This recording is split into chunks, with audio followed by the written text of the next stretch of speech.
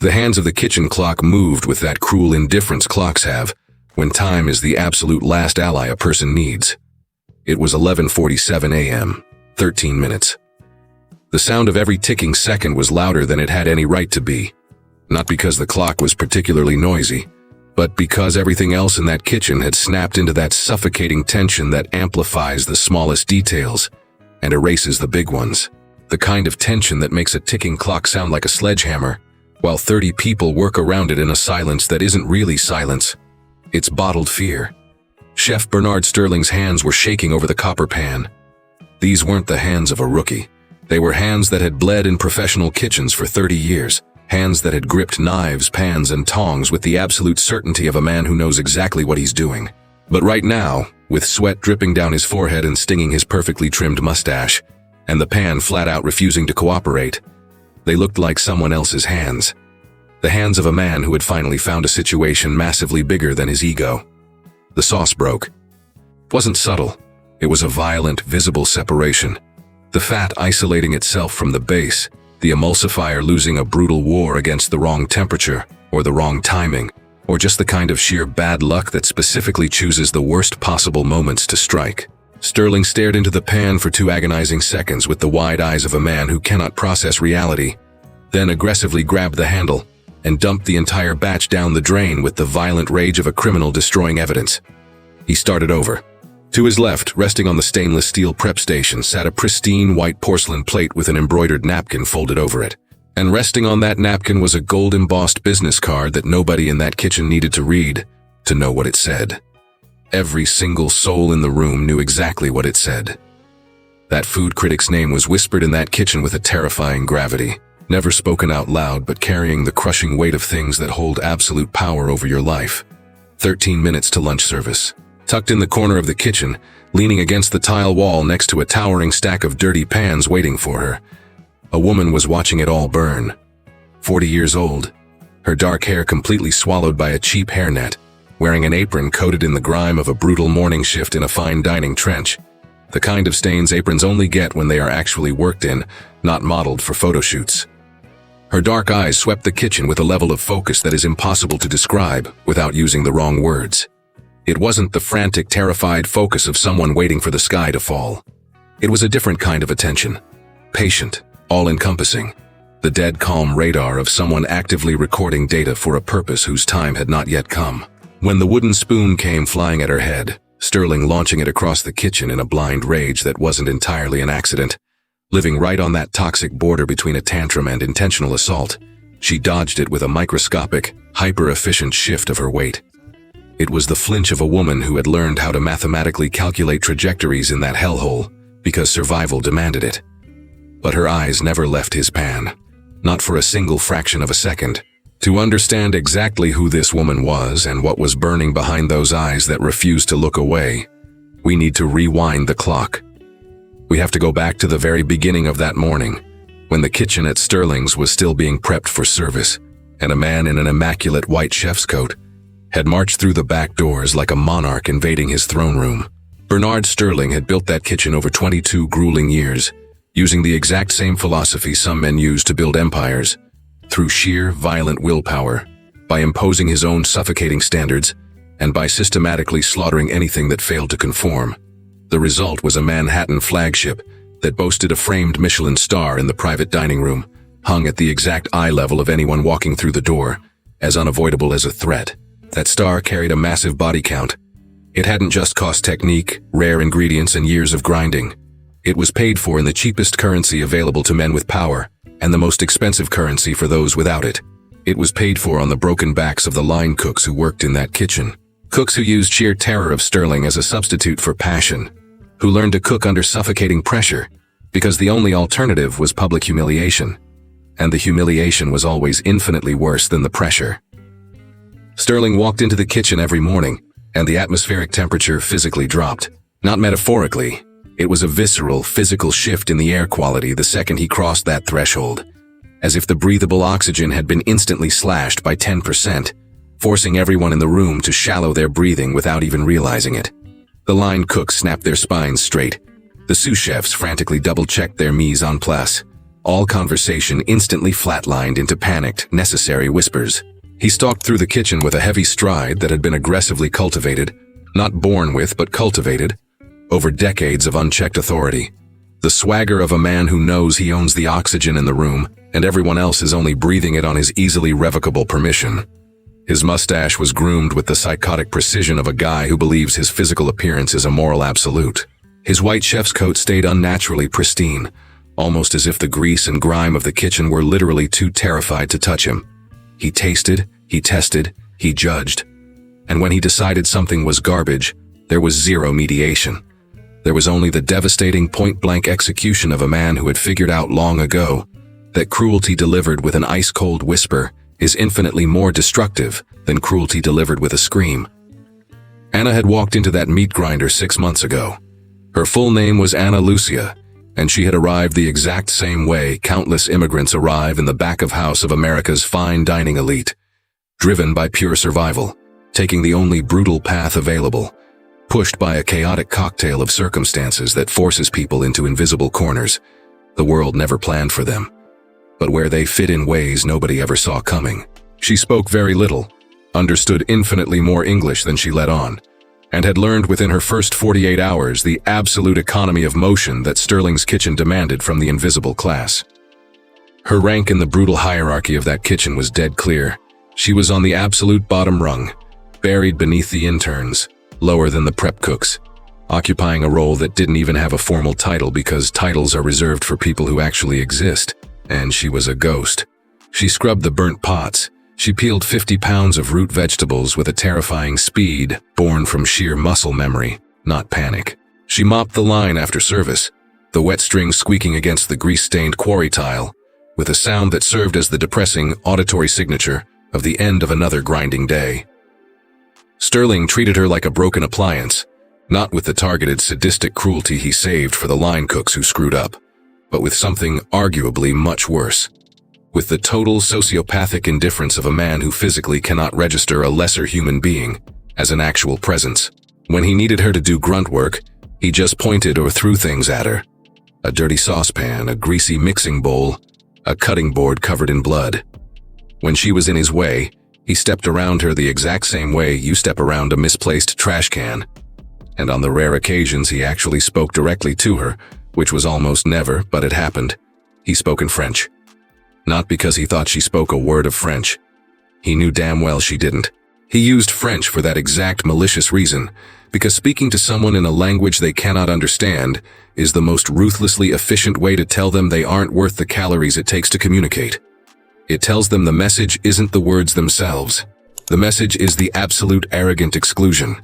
Earlier that day, during the lunch prep, Sterling had stalked past the prep station where Anna was peeling carrots with that lethal, machine-like speed she had forged over months of mind-numbing repetition. A heavy pot of base sauce was simmering on the French top, managed by a sous chef who was reducing it for service. Sterling stopped, snatched a tasting spoon, and took a hit. He twisted his face into a grimace that had absolutely nothing to do with culinary evaluation. It was pure theater. The performative disgust of an apex predator who just spotted an excuse to draw blood and decided to put on a show. And without even looking at her, without the slightest warning that she was the target, he violently flicked the dirty sauce-covered spoon straight at Anna with a flick of the wrist that looked casual on the surface, but carried a deeply malicious intent. The heavy spoon smacked into her apron, leaving a greasy, dark stain of reduction that instantly bled into the cheap white fabric. "You absolute donkey." The words came out in English this time, the rare, biting English he deployed when he wanted to guarantee his venom was completely understood, dripping with a thick, pretentious French accent that stretched the insult out to make it hurt more. "This reduction is entirely missing salt. Do you not have a nose to smell the garbage cooking right next to you?" A calculated theatrical pause. "Ah, but you don't have a nose, do you? You just have hands to scrub the filth off my pots. Isn't that right, you ignorant trash?" The rest of the line cooks laughed. Not all of them. A few dropped their eyes to their cutting boards, carrying that sick, cowardly guilt of guys who recognize an atrocity but are way too terrified of losing their jobs to step up. But some of them laughed, with that short, nervous, pathetic barking laugh of men who laugh purely out of fear, knowing damn well that if they don't play the accomplice, they're going to be the next victim bleeding on the altar. Anna lowered her head. She wiped the grease off her apron with her bare hand, a motion that looked completely robotic on the surface, the reflex of a woman who had taken hits like this before, whose body just absorbed the impact without needing conscious instruction.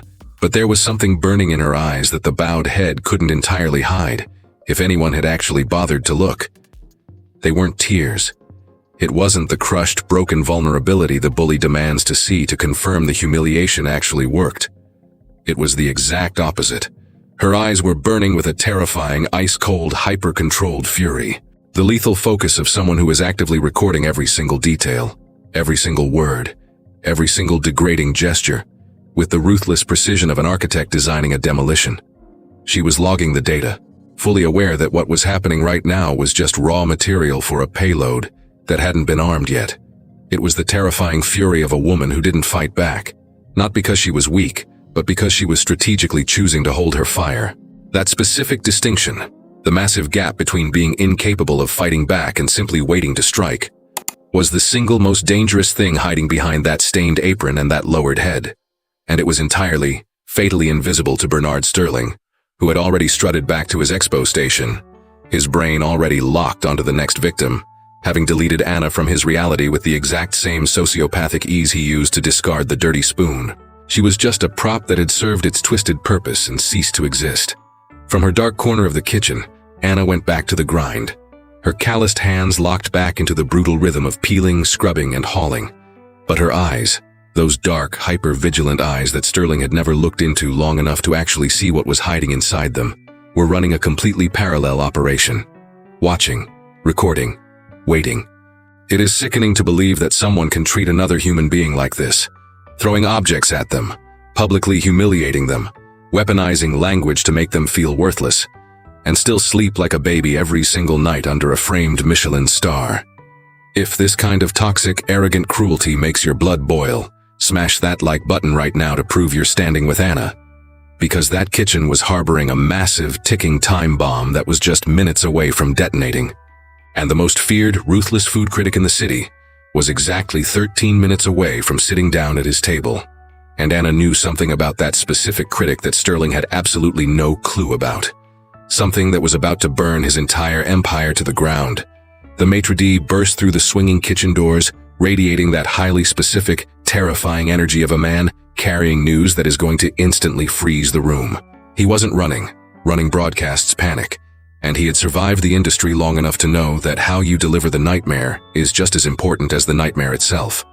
He power-walked straight to Sterling with those measured, gliding steps that look calm but are moving at 100 miles an hour, and leaned in close, his mouth hovering an inch from the chef's ear. What he whispered took exactly 4 seconds. The total structural collapse of Sterling's face took even less time than that. The blood drained out first. Not a slow fade, but a violent, instantaneous drop, the way blood vanishes when the central nervous system registers a lethal threat before the conscious brain can even process it. Then the physical dominoes fell in rapid succession. His shoulders hitched up a microscopic inch, his jaw clamped shut like a steel trap, and the fingers that had been casually plating a dish froze dead in midair for half a second, before aggressively gripping the edge of the stainless steel counter for dear life. "Table 7, the maitre d' confirmed in a grim whisper before backing away, carrying the terrified discretion of a messenger who just handed over a live grenade and wants absolutely no part of the blast radius. Table 7. And the critic had just ordered the rouge et noir. The kitchen kept grinding around Sterling with the blind, deafening momentum of a machine that doesn't know its driver just died at the wheel. Knives violently chopping, burners roaring, sous chefs firing dishes with the frantic speed a Michelin star demands. But there was a dead, suffocating vacuum right in the epicenter of the room, right where Sterling was white-knuckling the stainless steel, his eyes locked onto a blank space that wasn't physically in the kitchen. The rouge et noir. It was the signature masterpiece that had put the restaurant on the map long before it ever saw a star.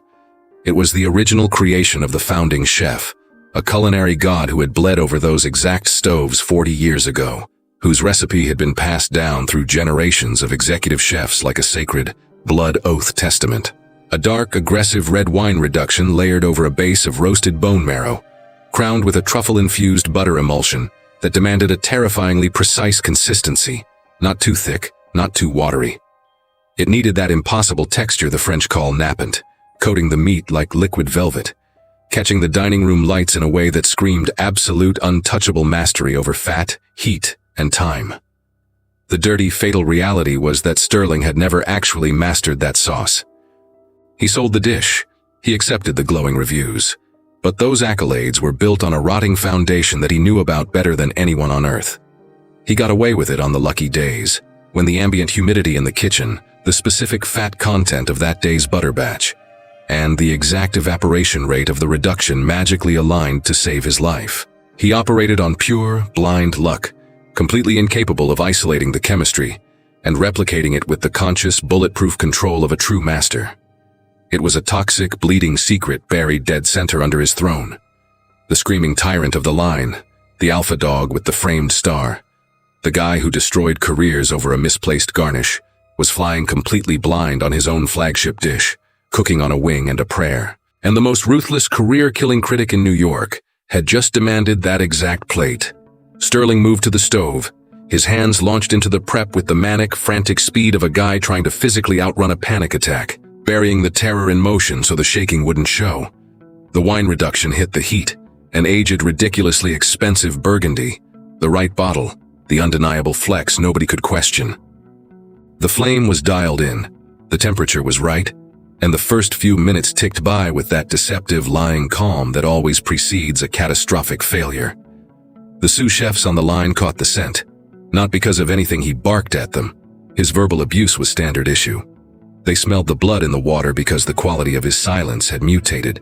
Sterling's normal silence was an arrogant, predatory silence, the quiet of a sniper lining up a kill shot. But the silence radiating off him right now was entirely different.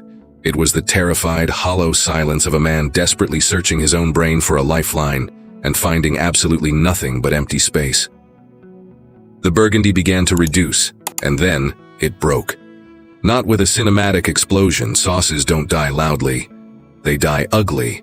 The liquid that was supposed to be tightening into a rich, cohesive glaze suddenly fractured, displaying that hideous granular separation that screams the emulsion has completely failed, that the molecules have violently refused to bond. Sterling saw it. He recognized the death rattle, and he did the first pathetic thing that panic forces out of amateur cooks. He tried to drown the mistake in more butter. The butter hit the pan. The thermal shock was wrong. The sauce instantly turned into a greasy, separated nightmare. The surface took on a sickly, slick sheen that is the absolute antithesis of culinary perfection. Not the luxurious, velvet nappant gloss that seduces the eye, but the ugly, broken oil slick that exposes a fraud. It was the undeniable physical evidence of a technical failure that no amount of screaming, gaslighting, or Michelin stars could hide from someone who actually knew what they were tasting. And the apex predator sitting at table 7 knew exactly what he was looking for. Sterling ripped the pan off the heat and dumped it. He started over. "Clean up this garbage mise en place." His voice cracked, a decibel too loud, venting his internal terror onto the crew because his ego had nowhere else to put it. A prep cook flinched backward. Someone dropped a stainless mixing bowl, and the harsh, violent clatter against the floor tiles sliced through the kitchen like a mocking laugh. The second reduction hit the flame. This time, Sterling hovered over the copper pan with a suffocating, aggressive intensity, as if glaring a hole through the metal could magically bend chemistry to his will. He micromanaged the heat. The wine burned off at the right visual rate, and the initial markers looked significantly less disastrous than the first train wreck. But the kill shot was still coming. The beating heart of the Rouge et Noir was the truffle-infused beurre monté, a highly volatile fat emulsion that the original founder had engineered with a psychotic temperature and whisking technique that produced a texture standard culinary school couldn't replicate.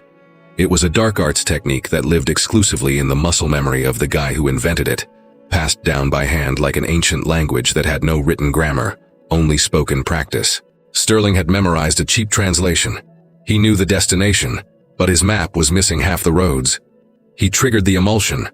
Cold butter cubes hit the reduction at what felt like the right heat. His whisk furiously carved the tight circles that had miraculously saved him in the past.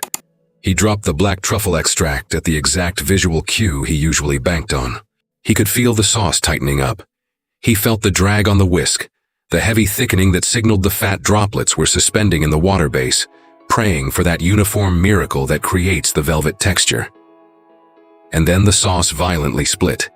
The collapse was instant and absolutely terminal. The fat rapidly divorced the liquid with a brutal clarity that left absolutely zero room for denial. This wasn't a minor break that a splash of water could rescue. This was a catastrophic, unrecoverable failure.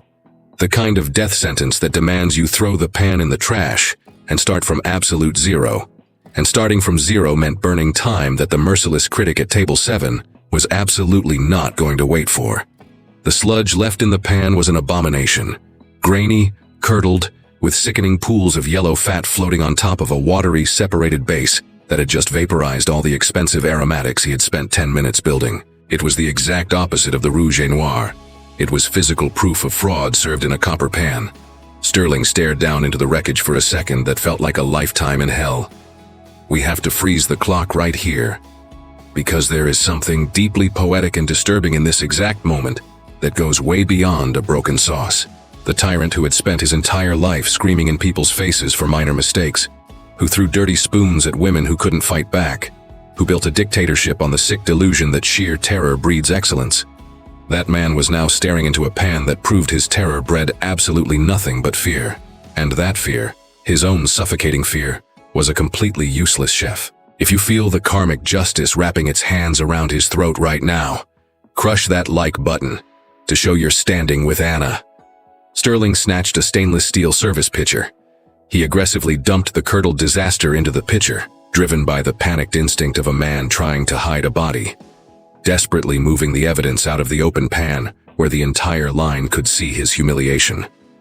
He grabbed the heavy immersion blender. He plunged it into the pitcher. The blade screamed for 20 seconds. The result was a massacre. The violent, forced mechanical blending had utterly obliterated whatever microscopic structure the sauce had left.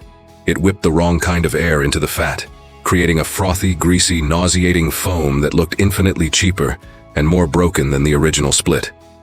The sludge in the pitcher now looked like a cheap cafeteria gravy, a desperate, transparent lie that had been beaten too hard to hold up. Sterling dropped the blender onto the metal counter like it burned him. The machine around him kept grinding. The other tickets were still firing. The sous chefs were frantically pushing plates. The grunts were keeping their heads down with the desperate focus of soldiers who know the safest place to be when the general is having a meltdown is buried deep in their own trenches, praying the crossfire misses them. And in the dark corner of the kitchen, Anna was staring dead at the pitcher on his station, not at the screaming chef, at the pitcher, with those terrifying, hyper-vigilant eyes that missed absolutely nothing. The eyes that had spent 6 grueling months logging every single movement in that kitchen, every flex of technique, every catastrophic screw-up. She had cataloged the rare moments when the right heat hit the right pan and spawned a miracle, and every single time it crashed and burned. There was something lethal in her stare. She looked at that destroyed sauce and knew exactly, down to the chemical level, what he had butchered. Because she had seen that specific dish executed flawlessly once, either by a freak accident or a rare alignment of the stars. And she had downloaded every microscopic variable with the obsession of someone who understands that raw knowledge is the only currency the elite cannot confiscate. That framed Michelin star on Sterling's wall had never been closer to being ripped down and set on fire. And the only human being on Earth who could save his life was currently scrubbing burnt fat off his pots in the corner. The clock hit 11:52 a.m. 8 minutes. Anna stopped scrubbing. It wasn't a dramatic freeze. The scouring pad in the industrial sink just slowed down, and then stopped entirely, because something was happening 15 feet away that demanded a radically different caliber of attention. She stood there, her scarred hands submerged in the lukewarm, greasy water, her eyes locked onto the stainless pitcher, sinking into that hyper-focused state she had weaponized as a survival tool over the last 6 months, a tool that had secretly evolved into something infinitely more dangerous. She dried her hands on her stained apron, and she walked. There was zero panic in her stride. It was the heavy, inevitable march of someone stepping up to an execution block because it was time. She completely lacked the shrinking, apologetic body language of an underling who doesn't feel they have the right to exist in the boss's space. She hit the prep station. She stopped dead next to the copper pan that had hosted the 2 brutal failures, standing right next to the pitcher of ruined sauce that Sterling hadn't thrown away yet, because dumping it meant officially accepting his own death. Sterling was 6 feet to her left, his back turned, his shoulders locked in the agonizing rigor mortis of a man fighting a losing battle inside his own head, with absolutely nowhere to run. Anna grabbed a clean tasting spoon from the stainless bain-marie. She bypassed the greasy, separated foam floating at the top of the pitcher and plunged the spoon deep into the bottom, hunting for the heavy surviving structural baseline of the sauce that had managed to escape the violent blender blades, protected by gravity. She brought the spoon to her lips with the muscle memory of a true apex predator. Her eyes slipped shut, not for dramatic flair. They shut the exact way a supercomputer cuts power to external monitors to funnel 100% of its processing speed into the mainframe. For 3 agonizing seconds, only her palate existed. Then her olfactory receptors fired, dissecting the ghost of the aromatics buried under the burnt fat. Then, something much darker and older took over, a massive encrypted database of gustatory memory, synthesizing everything she had recorded over the last 6 months. She opened her eyes. She locked onto the spice rack mounted next to the French top. Her eyes scanned the row of stainless containers with the diagonal speed read of a hacker seeing the code before hitting the keys. They stopped dead on one specific dusty jar. Not the obvious play, not the amateur fix a textbook would suggest. It was a tiny, neglected container shoved in the back corner, left there by some ghost of a chef years ago, a jar Sterling didn't even know how to use. She pointed at it. She spoke, cutting through the kitchen noise with the broken, heavily accented English she had used as camouflage for years, every single word carrying the heavy toll of speaking a language that was neither her first nor her second. You need this. And low heat. The silence that smashed into the kitchen lasted less than a second, but it was violent enough that every single cook on the line felt the shockwave. Sterling whipped around.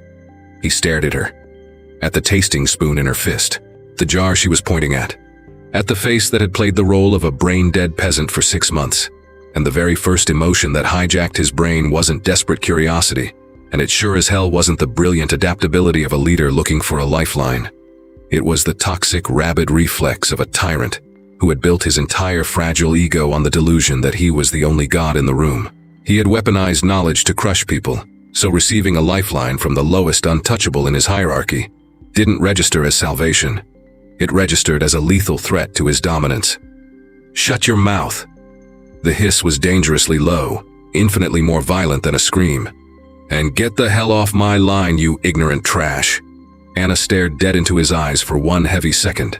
She deliberately placed the spoon down on the stainless steel counter. She took one step back. She didn't run away. She just stood her ground, wearing that exact same dead calm, impenetrable mask she had worn for 6 months, leaking absolutely nothing to the outside world. Sterling turned back to the cutting board, but the virus was already in his system. The desperate animal part of his brain had heard her fix, even while his ego was spitting in her face.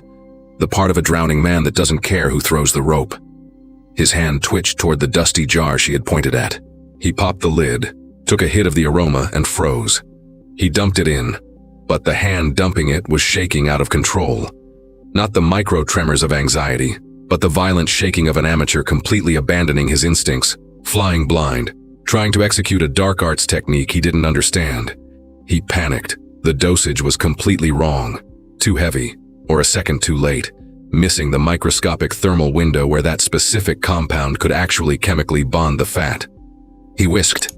He attacked the pan with a desperate aggression that completely replaced finesse, the whisk violently tearing through the liquid, spinning way too fast, applying too much sheer kinetic force as if he could physically beat the broken chemistry into submission. The sauce flat out rejected him. Whatever microscopic structural integrity had survived in the bottom of the pan was instantly shredded by his panic. What was left was an irredeemable puddle of oily vomit. Sterling stared down into the copper pan. The tasting spoon slipped through his trembling fingers and dropped into the sludge with a pathetic, wet plop. A tiny, microscopic noise that echoed in his skull like a deafening gunshot. He just stood there, his empty hand frozen in the air over the wreckage. It was the exact posture of total surrender. The clock hit 11:55 a.m., 5 minutes. That was the moment Anna moved. No rushing, no cinematic, arrogant swagger of a savior stepping into the spotlight. Just the heavy, devastating momentum of someone stepping up to defuse a bomb, because the idiot holding it was about to kill them all. She marched straight to the French top. She stood shoulder to shoulder with Sterling, stared down into his ruined pan, and then looked him dead in the eye. And with a grip that wasn't a punch, but carried the immovable, terrifying force of solid iron, She planted her hand flat on his bicep and physically shoved the executive chef out of the way. Sterling stumbled back. Years later, when he had enough distance to process the nightmare, he would lie to himself and say he only moved because he was too shell-shocked to fight back. It was partially true, but it was a coward's lie. The terrifying truth was that the raw, dominant kinetic energy in her hand communicated a level of authority his fragile ego had absolutely zero defense mechanisms for. Anna took the stove. She ripped a fresh copper pan off the rack. Not the massive sauteuse, not the tiny reduction pot. She grabbed the highly specific medium-gauge skillet she had secretly watched him use on the freak days when the Rouge et Noir actually worked by pure luck. She threw it on the roaring French top, reading the thermal heat of the metal with a dead-eyed stare that completely bypassed thermometers. Before a single drop of liquid hit the pan, she inhaled. Not the ingredients. She smelled the ambient air of the kitchen. The suffocating air thick with the smoke of roasting bones, the searing proteins on the grill, the dark veal stock boiling in the back prep area since 4 a.m. That single act of smelling the room hit the line cooks like a ghost story. Everyone watching her calibrate her internal sensors in an alien language they didn't speak, recognizing absolute mastery without having a clue how the math worked. Then she grabbed the burgundy. She uncorked the bottle, brought the glass to her nose and shut her eyes for exactly 2 seconds. Her eyes snapped open. She poured a violent splash into the screaming hot copper. She didn't measure with a jigger or a scale. She measured using a terrifying internal algorithm forged over a lifetime of bleeding on the line, instantly calculating how the exact acidity of that specific vintage was going to react with the ambient humidity and the fat content of the bone marrow. The entire kitchen flatlined. It wasn't a coordinated strike. They froze because something so intensely gravitational was happening on the pass that it demanded absolute silence, the way witnessing a violent car crash commands your attention. The lead grill cook mindlessly slowed down, flipping the dry-aged ribeyes. The garde-manger dropped his knife on the cutting board and just stared. Even the exhaust hoods seemed to quiet down. Anna's movements over the roaring burners were a violent, beautiful ballet. Not decorative, useless flair, but structural, ruthless efficiency where every single wrist flick mathematically set up the next one. The rhythm wasn't for show. It was pure, unadulterated execution. Her entire skeleton locked into the chemistry happening in the pan. She didn't glance at a recipe book. There was no book, and even if there were, she would have burned it. Every single compound passed through her olfactory radar before hitting the copper. The butter was tempered, and she smelled it to confirm the exact thermal state. Not a temperature you can read on a digital gun, but the exact aromatic threshold hovering between toasted and burnt. A smell you only learn by destroying 1,000 pans. The black truffle extract hit her nose a full 3 seconds before it hit the sauce, her eyes clamping shut to process the volatile compounds. Then she dropped it in. The emulsion detonated. Not in a cheap instant flash, emulsions are a hostage negotiation. They require constant, aggressive persuasion with the exact right heat and the exact right kinetic force. But the way Anna's sauce was fighting back was completely alien to the disaster Sterling had produced. The resistance against her whisk tightened at the perfect mathematical curve. The color violently deepened into the exact blood ruby gloss the Rouge et Noir demanded.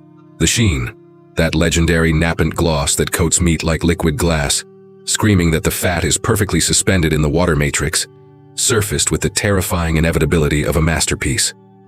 The oldest sous chef on the line, a scarred veteran who had survived 3 Michelin-starred kitchens before landing in this hellhole, stared at the pan with a look nobody else had. It was pure, traumatized recognition. The look of a guy who had seen god-tier cooking once in his life, and realized he was looking at it again. He knew the massive canyon between just not screwing up and witnessing absolute perfection. Sterling was pinned against the stainless prep table behind her. His arms were tightly crossed over the chest of a man who, 10 minutes ago, was the undisputed dictator of that room. His eyes were glued to her copper pan with the most agonizing, soul-crushing expression a narcissist can ever wear. The hollow horror of watching a peasant flawlessly execute a miracle he was completely incapable of performing, proving beyond a shadow of a doubt that the woman he called ignorant possessed a genius he would never touch. The clock hit 11:58 a.m., 2 minutes. Anna dunked a clean spoon into the boiling liquid. She tasted it with that exact same lethal focus. Her eyes shut for a microsecond. Then they snapped open, and for the absolute first time since the sun came up, since the dirty spoon was thrown at her chest, since the word trash had echoed off the tiles, The ice-cold, calculating fury in her eyes vanished. It was replaced by pure, undeniable satisfaction, not the cheap, gloating satisfaction of rubbing it in the boss's face. It was the ancient, deeply private satisfaction of an apex predator who just executed a flawless kill. She pivoted slightly toward the veteran sous chef and aggressively flicked her chin at the bone marrow and the resting fillet. It was time to plate. The maitre d' stared down at the porcelain plate. His eyes carried the heavy, cynical weight of a man who had spent 3 decades hauling food between screaming chefs and billionaires, developing a sixth sense for true greatness. It wasn't the technical breakdown of a line cook. It was the gut-level instinct of a guy who had seen so much garbage and so much brilliance that mediocrity didn't even register anymore. The sauce draped over the fillet was the exact mythical color the menu promised and almost never delivered, a bottomless ruby red, carrying a sheer, terrifying clarity that proved the microscopic fat particles were suspended flawlessly, completely devoid of the cloudy, muddy sludge of a broken emulsion. The gloss was blinding. Anna had plated the dish with a violence that completely ignored the delicate, tweezer-obsessed plating of Instagram chefs. It was the ruthless, functional precision of a master who understands that exactly where the sauce hits the meat dictates the entire chemical reaction in the critic's mouth on the very first bite. The garnish wasn't a pretty decoration. It was a roadmap. Her hands had moved over the porcelain with blinding speed, completely devoid of the shaky, second-guessing hesitation of a terrified amateur. The maitre d' grabbed the plate with the reverence it demanded and backed through the swinging doors without uttering a single syllable. The kitchen went dead, not the chaotic white noise silence of a busy service. This was the suffocating, heavy vacuum of a collective breath being held. 30 cooks who had just watched a ghost rewrite the laws of physics were now trapped in the agonizing purgatory of waiting for the bomb to go off in the dining room. The rest of the tickets were still printing. They had to. A Michelin star doesn't stop the world for one VIP table. But the entire physiological rhythm of the room had mutated. They were cooking like zombies, executing muscle memory while their brains were desperately pinned to the swinging doors, waiting for the verdict. Sterling was still pinned against the prep station. He hadn't moved a muscle since Anna ripped the pan off the heat, arms crossed, locked in a defensive posture that had slowly degraded into the pathetic stance of a guy who simply had nowhere else to hide. His face had already burned through the humiliation and the rage during the cooking process when he was forced to watch a peasant publicly execute him on his own stoves. Now, he was just hollow. Not the quiet acceptance of a defeated man, but the paralyzed shock of a tyrant waiting for the guillotine to drop. Anna walked straight back to the dish pit. The dirty pans were waiting. The dirty pans were always waiting. She slid back into her dark corner with the exact same ghost-like invisibility she used to leave it. No victory lap, no middle finger to the chef, no arrogant smirk. Her scarred hands plunged straight back into the greasy, lukewarm water, resuming the exact same circular scrubbing motion that had been her prison for 6 months. But the gravitational field around her had completely shifted. The invisible gap between her and the rest of the line cooks had shrunk. The sideways glances shot toward the dish pit were carrying a radically different frequency. It wasn't curiosity, and it wasn't open worship. It was the terrified, recalculating stare of men aggressively rewriting everything they thought they knew about the woman in the stained apron washing their garbage. The swinging doors blasted open. The maitre d' marched in, and the sheer, unadulterated shock radiating off his body delivered the news before he even opened his mouth. It wasn't panic. It wasn't exactly relief. It was that highly specific radioactive energy of a guy carrying a piece of information so massive it physically leaks out of his posture and his wide eyes, shattering his professional poker face. He stopped dead center on the line for a second that lasted an eternity, ensuring every single knife and burner in the room completely stopped. He wants to speak to the chef. His voice trembled, desperately trying to hold the dam together. A heavy pause. He said it is the single greatest rouge et noir he has tasted in 30 years. The silence that slammed into the tiles was entirely different from the waiting silence. The waiting silence had anxiety. This silence carried the crushing, undeniable weight of a final verdict. It couldn't be argued, it couldn't be spun, and it couldn't be undone.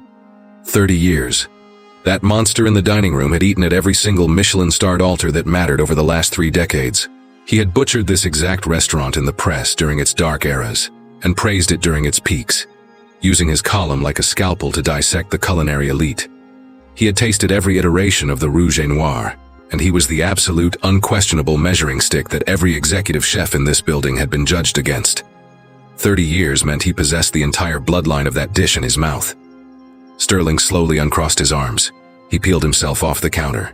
He didn't regain his alpha dog strut, but he managed to force his spine straight, adopting the posture of a man walking to the firing squad on his own 2 feet instead of being dragged. He stared at the maitre d'. Then he slowly turned his head to look at Anna, who had stopped scrubbing and was standing profile to the room, staring at a blank spot on the wet tile wall. It was her. The words scraped out of Sterling's throat, completely stripped of his pretentious French accent, raw and broken. The dishwasher, she cooked it. The maitre d' snapped his head toward Anna with the exact same brain-crashing recalibration everyone else had just suffered. "Taste it," Sterling ordered. He wasn't demanding it like a boss. He was confirming his own execution, forcing the maitre d' to verify the agonizing truth that he had already accepted. Heavy footsteps echoed on the other side of the swinging doors. The doors pushed open. The critic was a 70-year-old titan, carrying that ruthless old-money elegance that men develop when they spend their entire lives in rooms where luxury is a weapon, not a vanity project. Dark, bespoke suit, subtle silk tie, shock-white hair swept back with the precision of a guy who owns the world. His eyes carried the lethal weight of a man who makes a living completely destroying people's life work, not looking with the bored detachment of a tourist, but scanning the room with the predatory focus of a guy hunting for blood. He strolled into the scorching hot kitchen with the absolute entitlement of a man who knows the kitchen is where the actual war is fought, not the dining room. He swept the stainless steel line with a cold, diagnostic glare, and his eyes locked dead onto Anna. She had fully turned around. She stepped away from the greasy sink, squaring her shoulders to the room, deploying a terrifying, ancient posture she had kept buried for 30 years. A royal stance that 6 months of scrubbing burnt pans had utterly failed to kill. She was still wearing the filthy apron. The cheap hairnet was still on her head. The boiling water scars were still burning on her knuckles. But the fire burning behind her eyes was radiating raw, unadulterated power. A power that scrubbing toilets could never touch. A power that had survived the apocalypse completely intact. The critic spoke in French. It was flawless Parisian French, razor-sharp and aristocratic. The language of a man who used vocabulary like a scalpel to dissect the peasants. He demanded to know who she was, not with the bored condescension of a VIP indulging the help, but with the desperate, panicked intensity of a man who just tasted a ghost and needed to see the body. Anna stood in absolute silence for one heavy second. It was the second where the nuclear key turns. She wasn't struggling with what to say. She was making the final terminal decision on whether to pull the trigger now or let them bleed a little longer. The entire kitchen was frozen in amber. Sterling was cowering in the background, looking like a man who barely understood the French but knew damn well the executioner was reading the charges. The sous chefs, the grunts, the maitre d', all completely paralyzed. Anna fired back in French. Not the broken, desperate French of an immigrant trying to survive a kitchen shift. It was the vicious, guttural, beautiful French of Lyon. The heavy, aggressive consonants of the culinary capital of the world. A dialect that Parisian snobs look down on, but any true chef recognizes as the absolute holy grail of the kitchen. It was the voice of a woman who had literally been raised in the fire, who had learned every single technical curse word directly from the gods who invented the recipes. "My name is Anna, monsieur." A pause that carried 20 years of suffocating rage that had finally found the exact right throat to choke. But 20 years ago, in Lyon, they called me something else. The critic turned to stone. Nez d'or. The golden nose. The name dropped onto the floor tiles with the devastating simplicity of a nuke. It was a myth that had haunted the highest echelons of French gastronomy for a very specific, bloody window of time. Not the cheap fame of a TV chef, but the terrifying, whispered reverence of a prodigy passed down from Michelin god to Michelin god. An underground legend the public never knew but the insiders treated as a religion. The executive palate of Chevalier, she continued, and the ice-cold, suppressed fury that had been hiding behind her dead eyes all morning, finally breached the surface, striking with the ruthless patience of an assassin who had waited 20 years for the target to walk into the crosshairs. My father was Chef Chevalier. The critic's jaw physically dropped.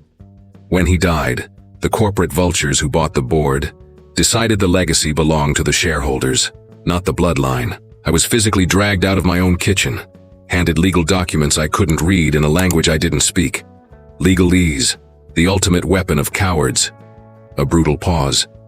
I lost the flagship. I lost the title. I lost my country. Her eyes never left the critic's face, boring a hole straight through his skull. I came to America to survive, to do what I am a genius at doing, using the only hands I have, in the only gutter they would let me work in. The critic stared at her like he had seen a resurrection. It was total, horrified recognition, not recognizing her face, because she had been kept hidden in the shadows her entire life, but recognizing the god-tier perfection he had just tasted in the dining room and finally understanding why it existed. It was the face of a man who realized he hadn't just eaten the greatest rouge et noir of the last 30 years. He had just taken communion from the last surviving prophet of a dead religion. Behind him, Sterling had understood enough of the French to officially sign his own death warrant.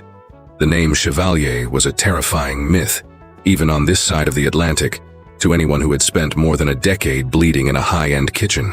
And Nez d'Or, the Golden Nose, was a very specific boogeyman for his generation. A freak of nature talent that only spawns once a century. A prodigy the corporate industry had violently erased because they couldn't control her. She had been in Sterling's kitchen for 6 months, scrubbing the burnt fat off his pans, and he had thrown dirty spoons at her chest and screamed in her face that she didn't have a nose. The name Chevalier crushed the room with the apocalyptic weight of a truth that requires absolutely no translation for the people who know. Chevalier. Sterling had first heard that name 25 years ago, during a brutal internship in Lyon when he was a cocky kid. Back when Chevalier was the undisputed heavyweight champion of the world. The kitchen that violently dictated what was mathematically possible with French cuisine. A house whose psychotic influence had infected kitchens on 3 continents. Not through PR stunts, but through the sheer, terrifying perfection of their food. And the Nez d'Or. She was a ghost story told in the walk-in coolers during the midnight close. The daughter. A palate that older chefs described using the clinical vocabulary you use for million-dollar lab equipment. Not human beings. Flawless. Absolute. Completely terrifying.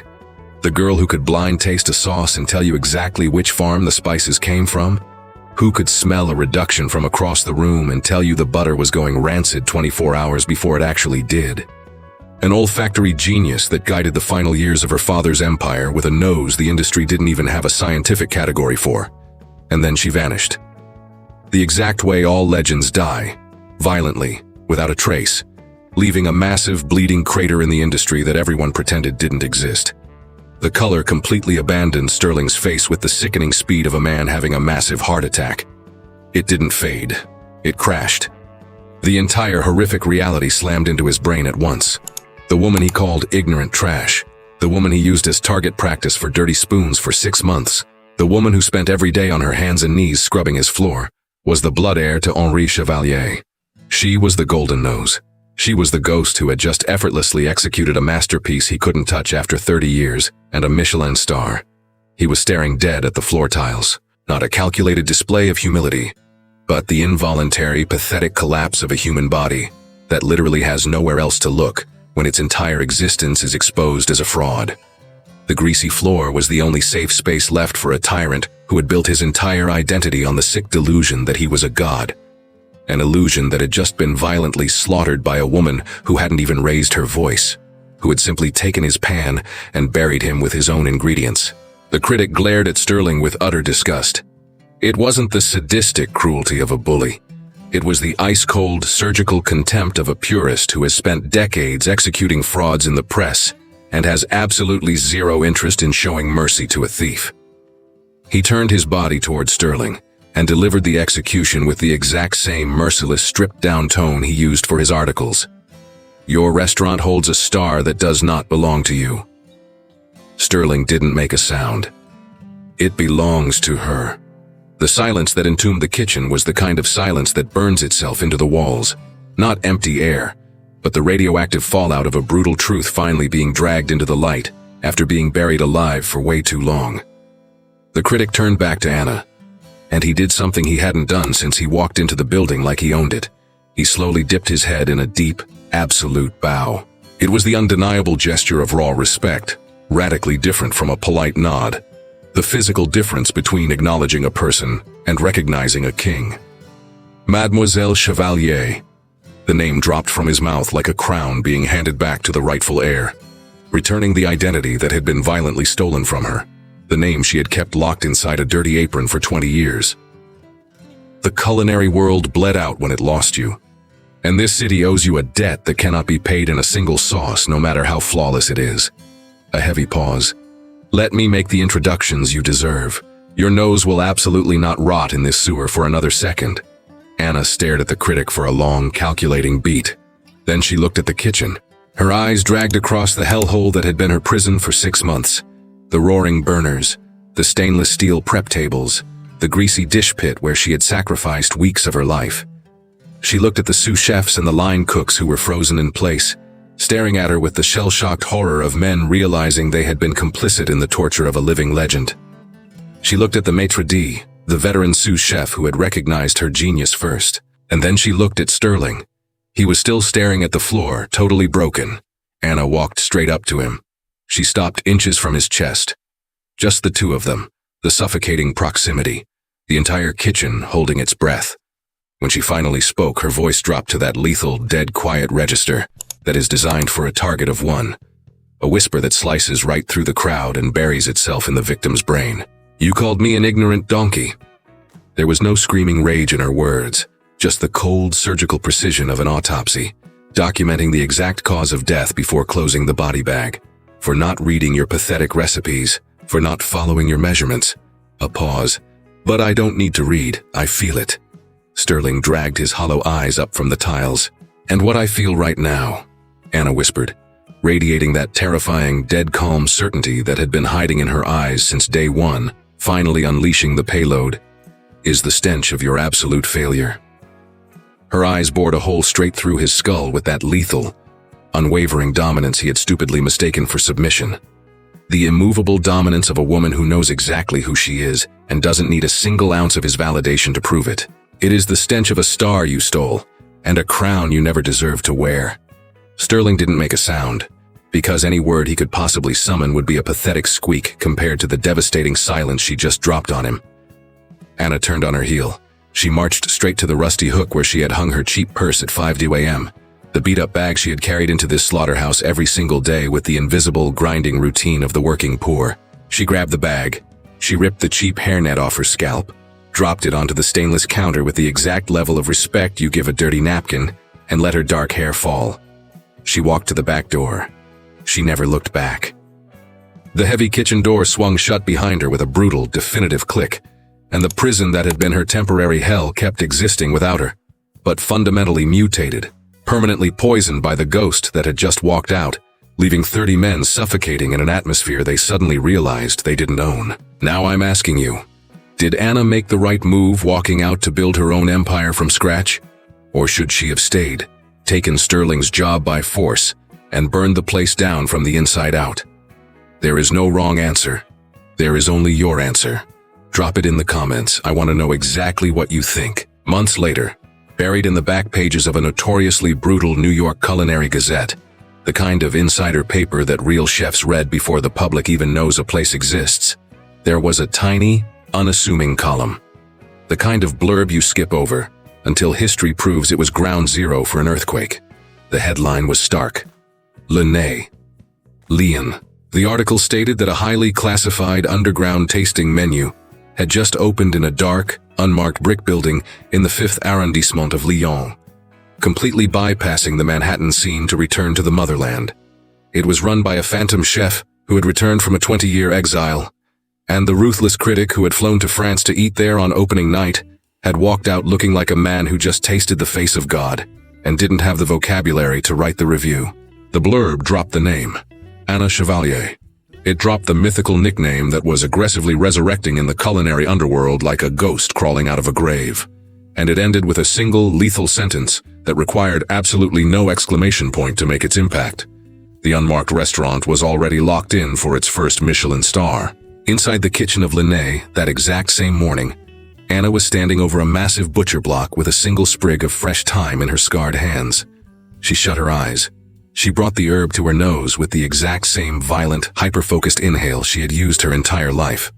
Not the fake, pretentious sniff of a culinary student, but the deeply primal, blood-level inhale of a predator confirming she had finally claimed her territory. The thyme that morning smelled exactly like the wild thyme that used to grow in the dirt behind the original Chevalier estate.